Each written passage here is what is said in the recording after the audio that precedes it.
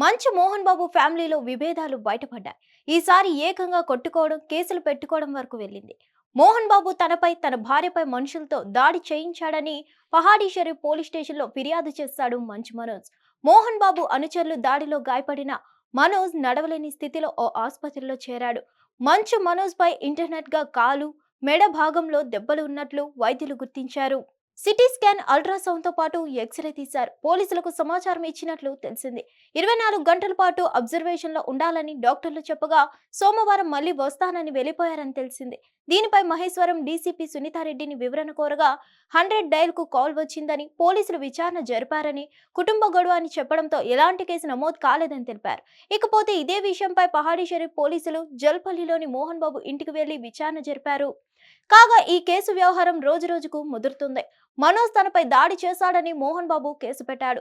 తాజాగా ఈ కేసుకు సంబంధించి కీలక అప్డేట్ అందుతుంది. జల్పల్లిలో ఉంటున్న మంచు మనోజ్ ఇంటికి విష్ణు, వ్యాపార భాగస్వామి విజయ్ వచ్చాడు. మంచు మనోజ్ ఇంటి సీసీ ఫుటేజ్ తో పాటు హార్డ్ డిస్క్ ను తీసుకెళ్లాడు విజయ్. 2 రోజులుగా మంచు మనోజ్ ఇంటి చుట్టూ విష్ణు మనుషులు ప్రైవేట్ బౌన్సర్లతో కాపలా కాస్తున్నారు. కొద్ది రోజులుగా దుబాయ్ లో ఉన్న మంచు విష్ణు హైదరాబాద్ చేరుకున్నాడు. కాసేపట్లో జల్పల్లిలోని మంచు మనోజ్ ఇంటికి విష్ణు వెళ్లనున్నాడని తెలుస్తోంది.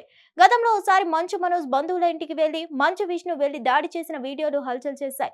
ఇక ఇప్పుడు మంచులో రేగిన మంటలు ఎంతవరకు వెళ్తాయో చూడాలి. హిట్ టీవీ యాప్ ని డౌన్లోడ్ చేసుకోండి. ఇందులో short news, live news, entertainment movies అన్ని అవైలబుల్ గా ఉన్నాయి. Please download Hit TV app. Hit TV app. Hit TV యాప్ని ఫ్రీగా డౌన్లోడ్ చేసుకోండి.